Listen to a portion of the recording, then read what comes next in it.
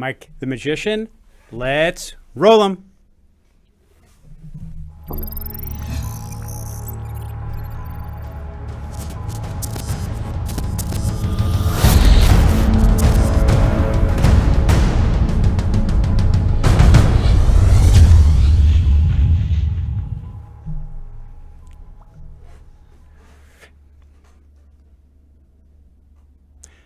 Welcome to Anatomy of an Entrepreneur, where we're always ready on time. The preparation here is just crazy. Mike Innamorato came in late, caused a lot of problems here, but we'll be okay. Right, Mike? That's true, yeah. Can you bring the camera on, Mike, please? I know. So this show is brought to you by My Instant Office. If you need a desk, a chair, an office by the day, the week, the month, come on in, sit down, and get to work. This show is also brought to you by the Huntington Chamber of Commerce. Mike Innamorato, did you know that the Huntington Chamber of Commerce is the largest chamber of commerce on Long Island? I did not. I've heard of that before, though. You know, most people have, and I get ridiculed for it, but I don't really care. And, you know, they have this fall festival that they do every October. You know, they get 250,000 people at that fall festival. I can believe that because they can't park. You can't park anyway in Huntington. Who are you fooling? So, so the Huntington Chamber of Commerce is a sponsor of ours. We do a lot of work with them, and I'm almost ready. We have a really great guest on today. I probably should look at the camera at a certain point. Right? Right, Mike the Magician? Yes. Mike the Magician is rapidly coming up to speed as a new technical director, while Frank Parisi is off sunning himself who knows where, right, Joe? I don't know where he is. He might be in Nairobi as well. So. He might be in Nairobi. Yeah, right. But we have an awesome guest today. We have on the CEO of Habitat for Humanity in Suffolk, a very, very, very, it's an intrinsic part of our community, just based solely on the help they provide to those who are in need and then help people to help themselves. This guest, I want to go through his journey, and I want to talk a lot about Habitat for Humanity and all the good they do for our community. So our guest today is Lee Silberman of Habitat for Humanity. Welcome to the show. Thank you, Cliff. It's nice to be here. It is. We've met before. We had a nice conversation, and I just believe that your organization does so much good. I want to see you get more exposure, and that's why I wanted to have you on. But I also want to talk about you too. Okay. Let's start from the beginning. Give me like a 1-minute overview of Lee Silberman. Okay. When I left home to go to college, I knew I wanted to be a professor of chemistry at a major research university. I have 2 degrees in chemistry, so I am technically a synthetic organic chemist. And somewhere along the line of the way decided that I really did not want to be a chemist, and I went into a family textile business, which where I was for 40 years. Wow. I worked my way up literally from the cutting floor into the executive suite, and eventually to be chief executive officer. The company was sold about a year ago. The new owners decided for a major management change. And I then was, by a series of coincidences, was offered the position of CEO of Habitat for Humanity. I have the distinction, actually, of never having applied for a job in my life. Because you've been working for 40 years at one job. 40 years at one job for my uncle, and then at Habitat, I had been chairman of the board of directors for 5.5 years, retired off the board, and then came back about 1.5 years later as CEO. Did you want to leave what you were doing? At the time, no. Looking back on it, I am so thrilled that I did it. Why didn't you, and why are you so happy now? I didn't, because if you're doing something for 40 years, it's the only thing you know, and it's a little scary to try something else. But I am extremely happy with the job I have now. I wake up in the morning, I look forward to going to work. Compared to my last life, I have relatively little stress, or at least relatively little stress until about 2 weeks ago. And Right. it's great to be giving back to the community. So let's go back a little ways. Like, what kind of kid were you? Probably somewhat precocious.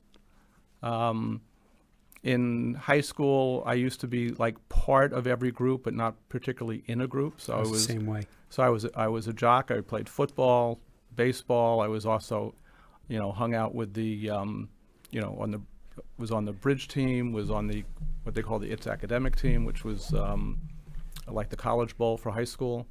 So I had friends in all the different groups, but I was not necessarily a leader of any particular group.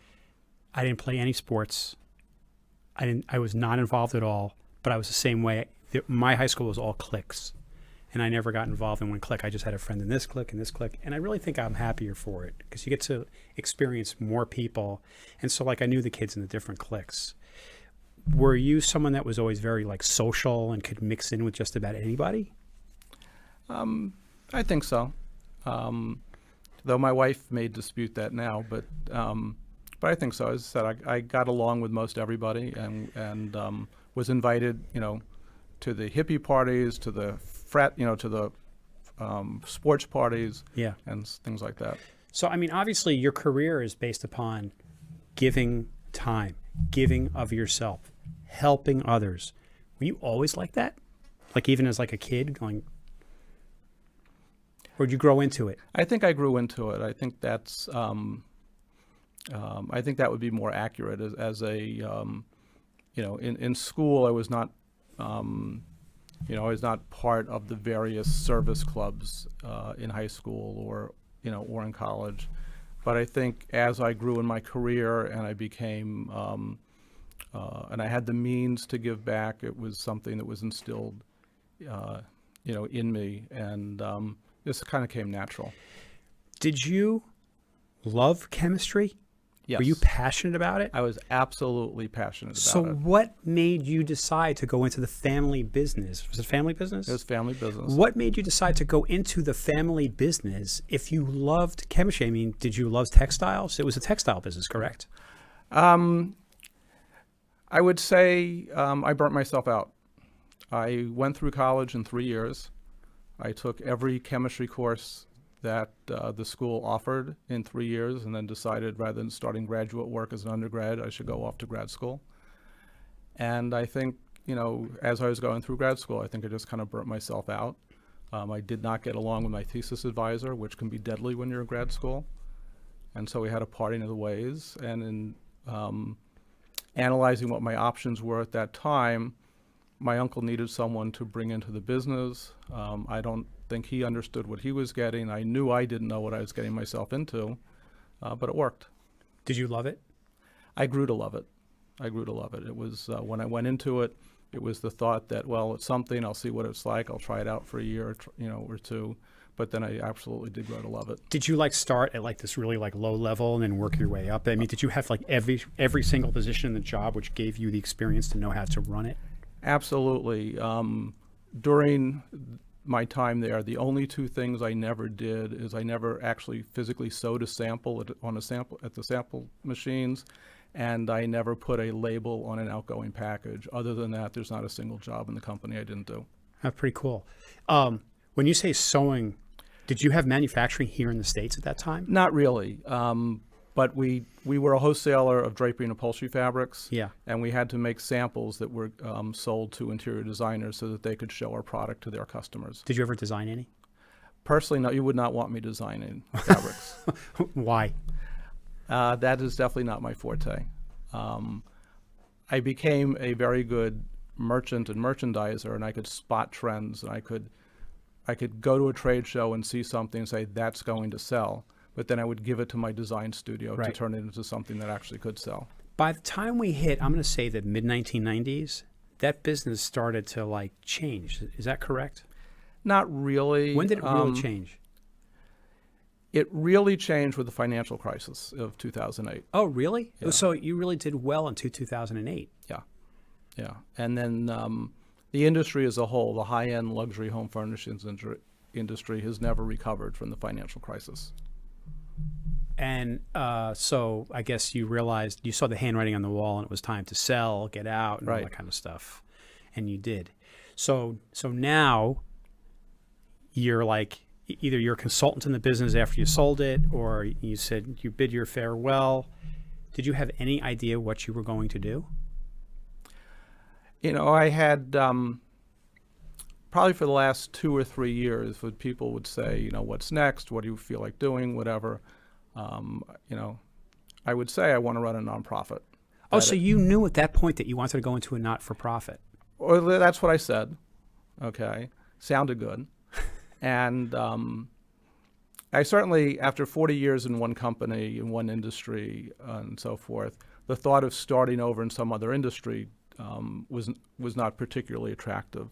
But I always thought that I would want to run a nonprofit. So when I did find myself in need of looking for a job, probably 80% of the resumes I sent out were for nonprofit leadership jobs. And then, of course, the job I got, I didn't need a resume at all Because I had been the former chairman of the board. right, so you had already been working with Habitat for Humanity for a while. I had been on the board of directors for about 20 years. When did the passion start for Habitat for Humanity? It really started in the late 1990s when my synagogue had what we called a mitzvah day, or a good deed day. Mm-hmm. And one of the projects that you could sign up for was volunteering on a Habitat build. And coincidentally, the build was in Bay Shore, about 1 mile south of my factory and warehouse. So that's what I signed up for. Had a phenomenal experience. The then executive director was a very charismatic person. He's the one who founded the Suffolk chapter. And so I became a small donor after that. And about, I don't know, maybe 2 years later, my company was deciding whether we would reinvest in Bay Shore or move down south. And we decided to reinvest and stay. And as part of that, we've thought that we should start to have something for giving back to the community. And it was my idea to come up with partnering for Habitat, because we could get the employees involved and they could actually see what was being done with the philanthropy. So it wasn't just about giving money, it was about also having people help others. Right. And which is a growing experience, a learning experience for them. Right. It was partly as a, obviously philanthropy, but partly as team building. And, you know, Habitat is a great, excuse me, partner for companies that are looking for team building projects for their employees. Very interesting. I like the idea that you had your employees get involved. It wasn't just about you donating money, because that's so important. Well, I think people feel good giving back. Well, what we did, which was my idea, is we had our employees on a voluntary basis donate money out of their paycheck every week, and the company matched it dollar for dollar. We did that for about 20 years and raised over $750,000 for Habitat over that time. Wow, that's a lot of money. Yeah, we were the second largest donor over that period of time, and I always like to joke, per capita we were by far the largest, because the largest donor was one of the banks with probably $100 billion worth of assets, and Right. we were a small company with maybe $10 million of assets. Wow. So Habitat asked you to become CEO. Yes. How long was that after you finished working with your own company? Well, coincidentally, the week after I found out I was no longer going to be with the company, there was a dedication of the last house that my company sponsored for Habitat. And the person who succeeded me as chairman of the board mentioned that they may be looking for a new leader. I told them that, believe it or not, I'm available. And a couple months later, I look at my cell phone, it's him, calling, and, they wanted to see if I was serious. I said I was, and kind of became the new CEO. By the way, I think someone by the name of Cheryl Silberman just wrote Silberman. Is that what she calls you? What? Cheryl Silberman just wrote Silberman in a comment. That I don't. That is my wife. I'm not sure. She wrote Silberman.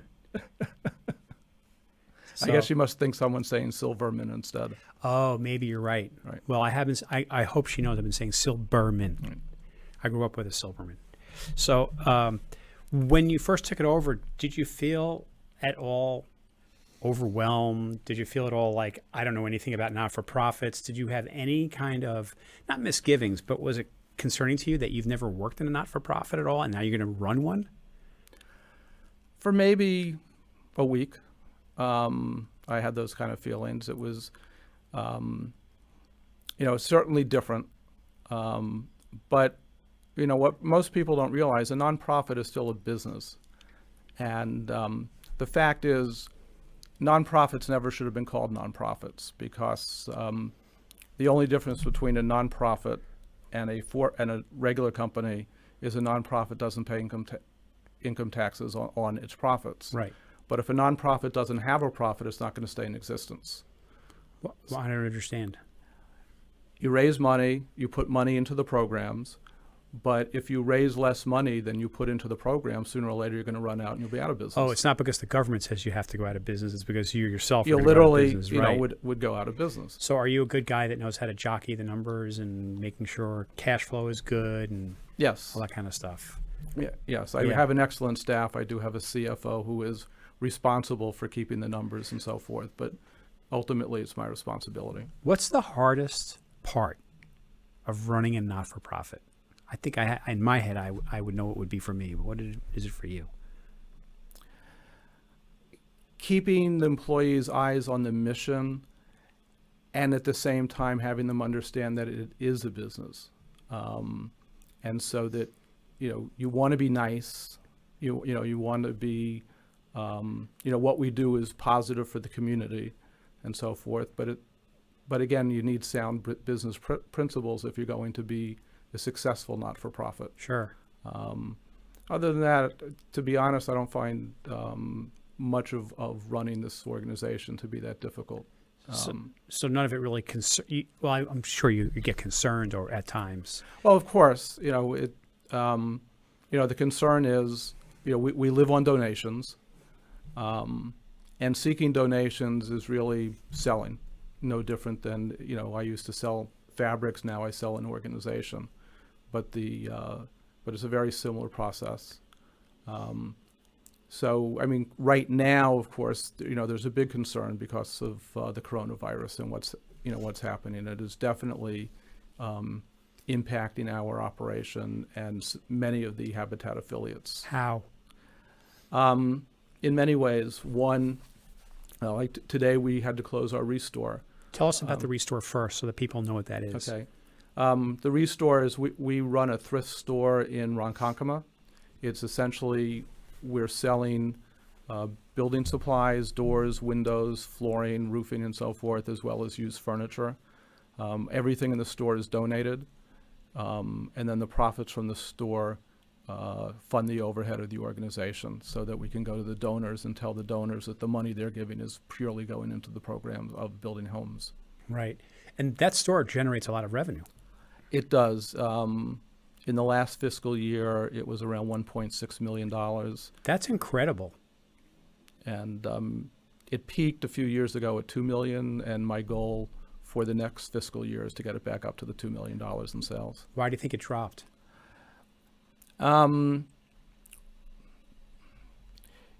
There was the position of donations manager was left vacant for a while, and that was a key position that I filled, once I became CEO. And the difference is it was automatic. Within the first week of this woman taking the job, the donations started coming in at a much faster rate. Gotcha. And the only limit to what we can sell is how fast we can get donations in. So really it's not a matter of is the business there, it's a matter of getting the inventory. Absolutely.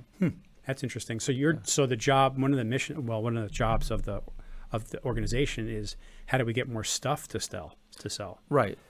But isn't there always like a ton of stuff that people are like throwing out that they don't want anymore? And There is, but you have to also take usable stuff.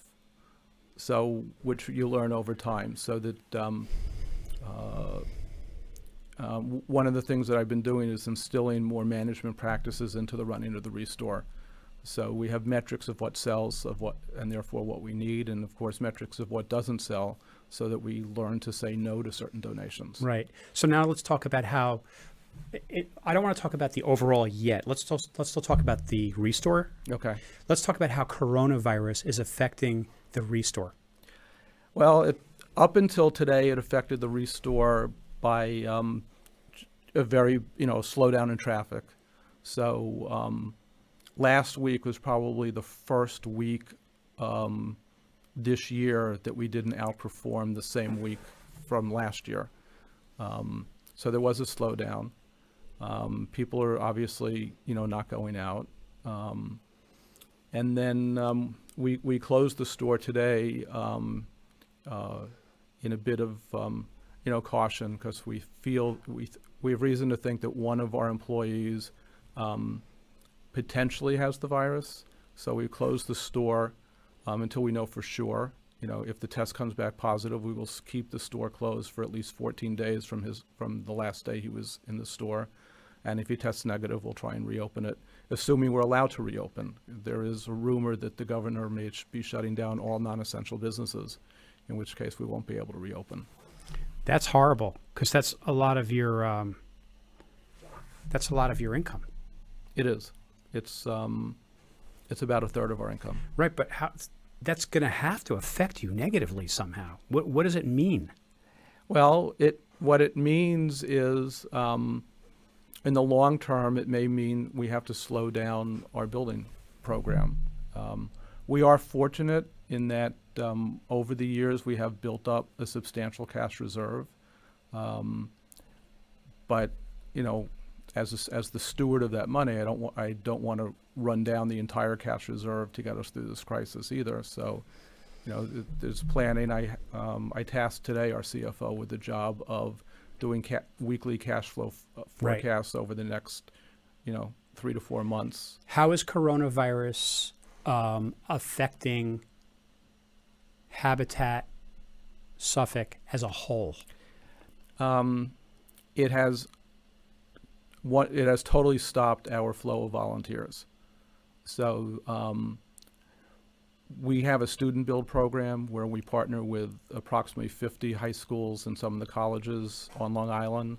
All of those groups, of course, canceled their builds between now and the end of the school year.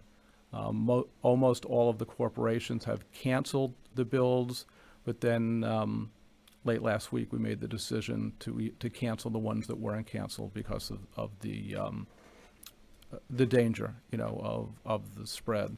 So right now we are still building, but we are only using our paid staff, and then we have a group of regular volunteers that they come out virtually every week.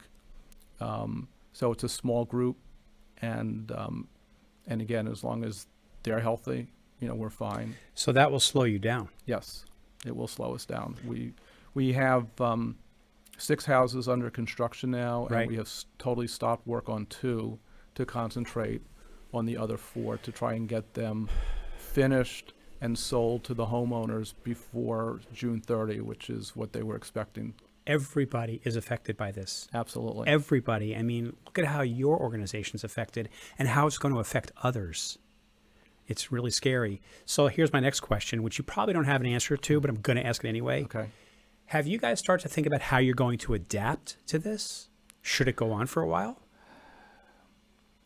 I know it's not, maybe it's not a fair question, but I'm just curious if you've started to think about that. I have definitely started to, to think about it. It's, the worst case scenario, of course, is it will slow construction. It will slow construction down. We have the affiliate over the last 5 or 6 years has been building between 5 and 6 houses a year. The budget that I plan to submit to my board of directors for the next fiscal year is for 10 houses. So that's a 50% increase. It also called for a 70% increase in our fundraising. In light of what's going on, that budget is potentially totally unrealistic, and we may be lucky to do 3 or 4 houses next year. That's brutal. It's absolutely brutal, but we can only do what we can do. I mean, this is definitely bigger than anyone. Totally. I'm just thinking this through. Are most of your donors, is it many small donors, or do you have really large donors? Most of our donors are corporations. We have a few donors that are in the $25,000 to $75,000 range. We have about 100 donors or so that are in the $2,500 to $5,000 range. Do you believe that the corporations are going to cut back in donations? Is that what you think is going to happen? It's possible. Certainly, I'm hoping that the worst case scenario is that they just delay rather than cut back. One thing in our favor is banks must do what is called community revitalization. So they have to give a certain amount of money to agencies such as ours in order to stay on the right side of the regulators. Right. The Trump administration is trying to change those rules. What are they trying to do? They're trying to essentially let the banks off the hook. And if that happens, that could be detrimental, because then we'll find out how much these banks want to do it versus they were forced to do it. Right. That's a shame. It is a shame. Let's hope they have some soul. We'll see. One can only hope. But traditionally, the banks have been our best partners. And if you go on our website, we always show our donors on the website. And you'll see the banks are quite well represented. Part of them giving is not just about have to. It's still selfishly is branding. Absolutely. That they need to show to the community that they're part of the community. Absolutely. And I'm not embarrassed to make those plugs. Now, Habitat, one of the advantages I have is Habitat is the #1 nonprofit brand in the country. It's worth over $15 billion. Wow.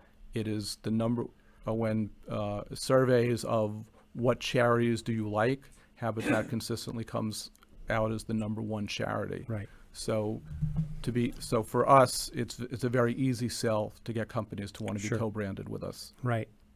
Absolutely, because you're your brand. Right. It's a great brand.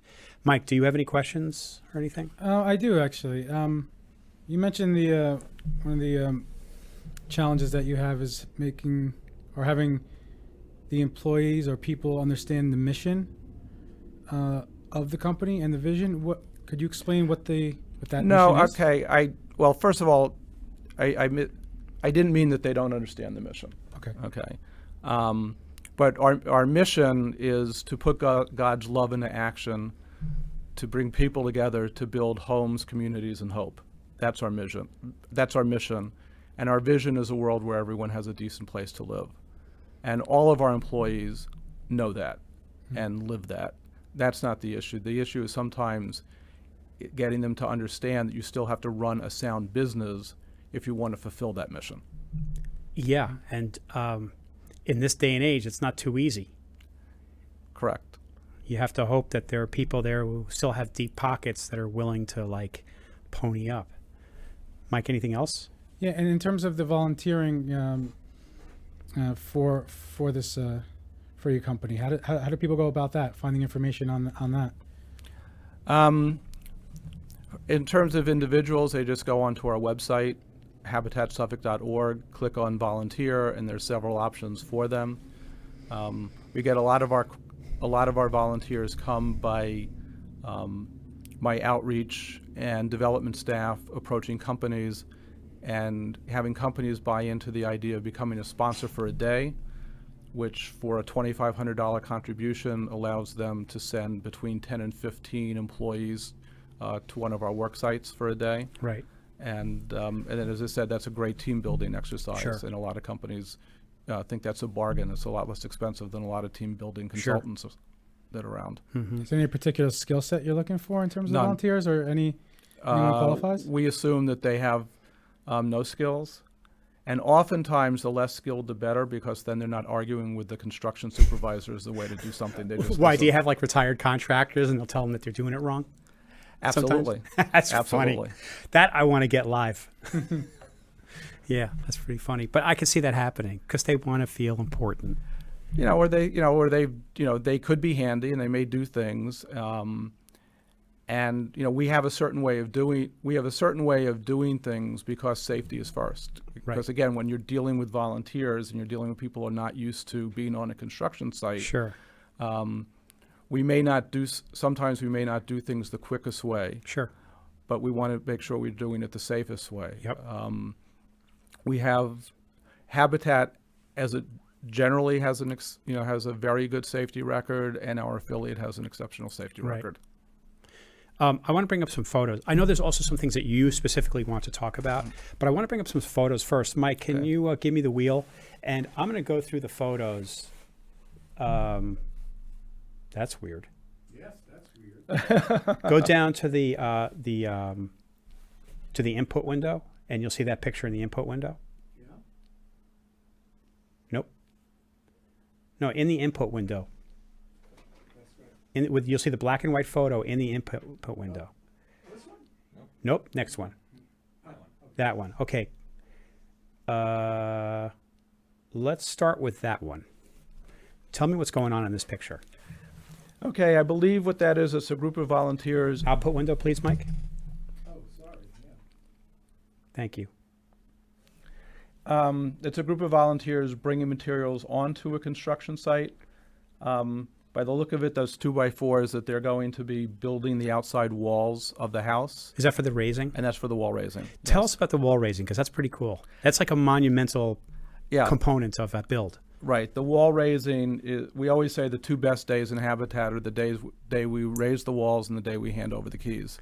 So wall raising is usually the chief sponsor of the house sends a crew of about 20 people.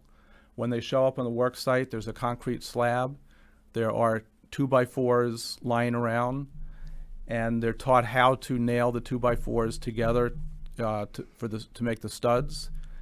And by 2 o'clock in the afternoon, all of the outside walls are up, attached. By 2:30, we have completely shielded everything with plywood, so the house is secure. And it's just unreal that at 9 in the morning you come and just see a concrete slab, and by 2:30 in the afternoon you can visualize a house. So I'm going to raise my concern, and I know you're going to be able to alleviate it. You said the less they know, the better. So now you're teaching them how to nail 2x4s, which Right. they've probably never done before. Right.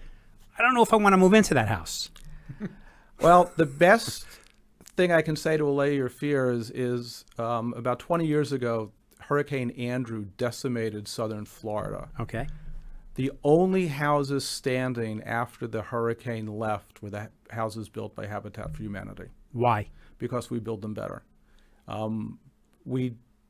First of all, because the volunteers don't know what they're doing. Yes. If we tell them to put in 2 nails, they'll put in 3 nails. We use, the techniques that we use, are simple, so that people pick them up easily. We break the tasks down to very simple tasks. So each day, a group is usually doing only one thing. So it maybe takes them, 20 or 30 minutes Right. at the beginning to learn that one thing. Right. Then they're repeating that process, for the day. And I'm going to guess they're heavily supervised. They are heavily supervised. And of course, anything that needs inspections are done by licensed professionals. Gotcha. Mike, the picture next to it. Yep. What's going on here? I believe that is women's build. We do one of the Habitat programs is women's build. It's kind of changed a little bit over the years, Very cool. but right now we have 1 week, which is in May, where for the most probably 90% of the volunteers will be women. Can you bring up that slide, please, Mike? There's like a pink slide. I think it talks about it. Continue. Sorry. Right. And Women's Build is probably our most popular fundraiser. We're oversold. As a matter of fact, we've added about two extra build days to that week because of the how many groups want to come out. We have a lot of groups that during the year will send out, a regular team, and then they buy an extra day to send out a women's team. What do you attribute that to, that it's oversold? Part of it is, part of it is obviously marketing. Part of it, I think, is like the women like the idea that they actually get to do this. Right, more empowerment. There was a time in the past where our affiliate did Women's Build by having, instead of it being over in a week, we would have groups come out over the course of a year, and probably 70 or 80% of the work done on the house was done by women. Now that our affiliate is a little bit larger, we have more production, it's a little harder for us to do that, so we've decided to be more in line with what Habitat International does and try and just do it in a week. One of the coolest things I think about Habitat for Humanity is the empowerment aspect of it, because you're empowering so many people on so many levels to do something good, to do something for themselves, to see that they can do something. And I just think that's really incredible.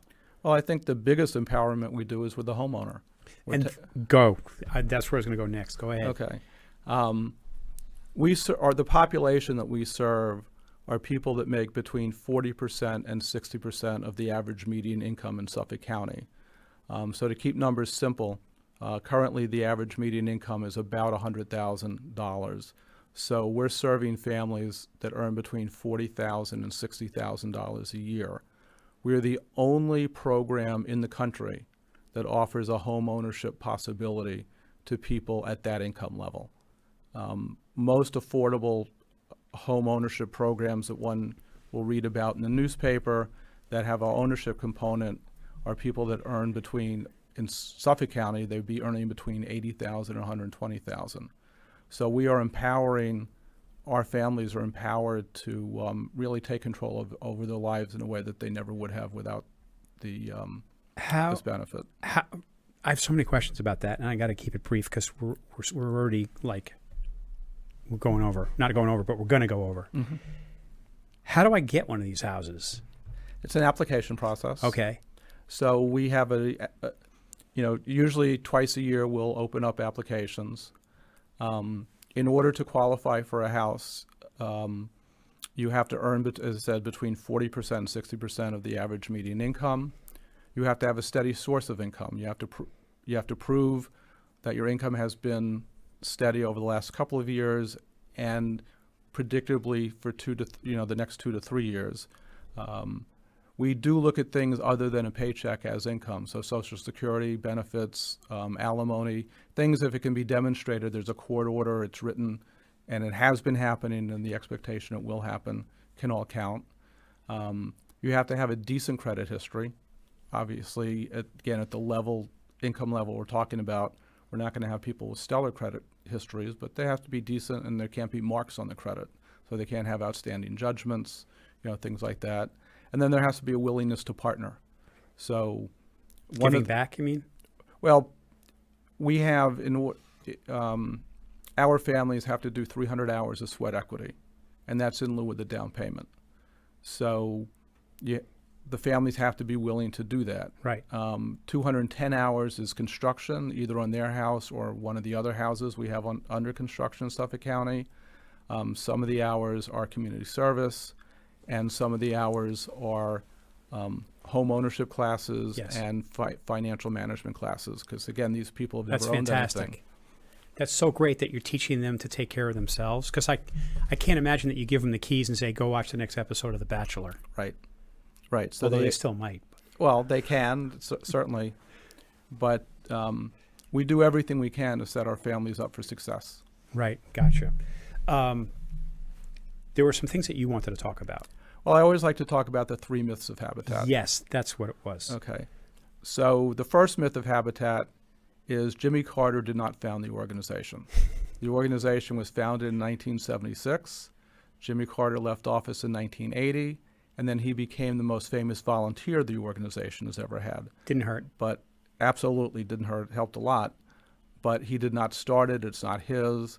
I'm not even sure that he's ever had any kind of true position in the organization other than, volunteer in chief. The second myth of Habitat is that between volunteer labor and items being donated, it doesn't cost us anything to build a house.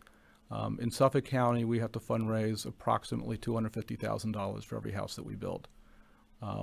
We do pay for the majority of the materials, and as I said earlier, things that require inspections like plumbing, HVAC, electricity, and electric and so forth, are done by professionals, and for the most part, they're being paid for their time.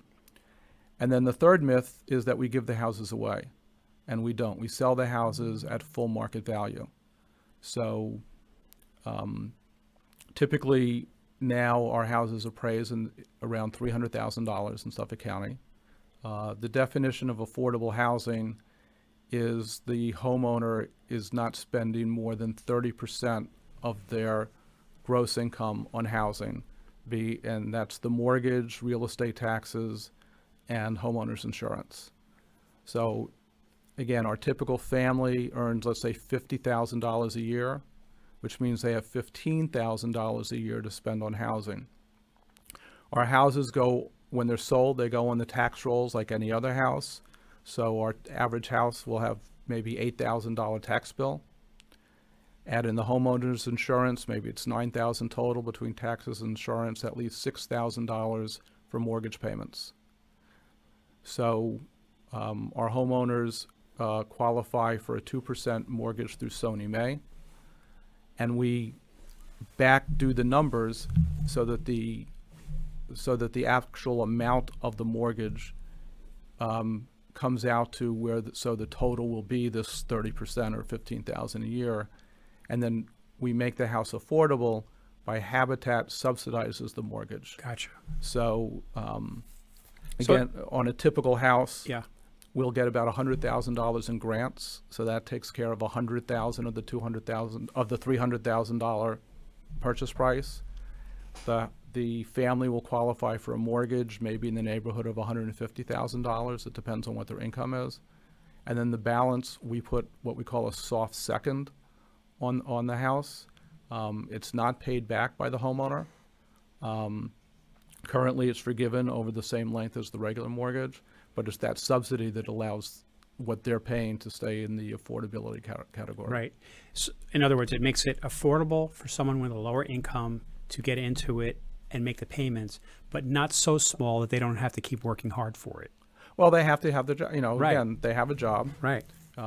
This is we like to say that Habitat is a hand up, not a handout. And the other aspect is because of the sweat equity for the down payment. Again, we're talking about a house that's $300,000. A typical mortgage with a 20% down payment would be a $60,000 down payment. There's no way anyone making $50,000 a year would ever have that kind of money. Most affordable mortgage programs, most affordable housing programs require a 5% down payment. That would be $15,000. Again, if you're making $50,000 a year, you're never saving $15,000. No. For us, it's a 1% down payment, and the 1% really goes to the closing Right. costs. So we're almost out of time. If I wanted to get involved in the organization, tell me how I would do that. The easiest way is to go on to habitatsuffolk.org and either click on donate, which we love, or Yes. click on volunteer, which we love just as much. Pretty cool. I can't tell you how appreciative I am of everything that Habitat for Humanity does for the community, and not just from the standpoint of giving somebody who would love a home but can't afford one, but also everybody else that gets involved, from the donor to the volunteer to the people that work there. Everything about it, I think, is just really empowering to our community. Well, thank you very much. Yeah. And would you come back and visit Absolutely. us? That would be really great, because I want to hear about how you're going to adapt, because I have no doubt that you're going to thrive and get through this whole mess. But I'm curious as to the journey that you take to get there. It would be my pleasure to come back. Yeah, so that was great. So anyway, thanks again.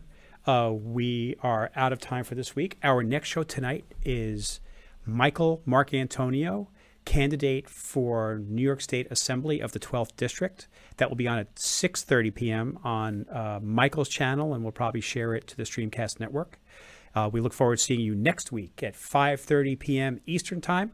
Hopefully, Joe Lavolsi will be here. I heard that he is going to be flying in a replica of the Spirit of St. Louis to as part of the some kind of campaign. Anyway, thanks a lot, and we'll see you next week.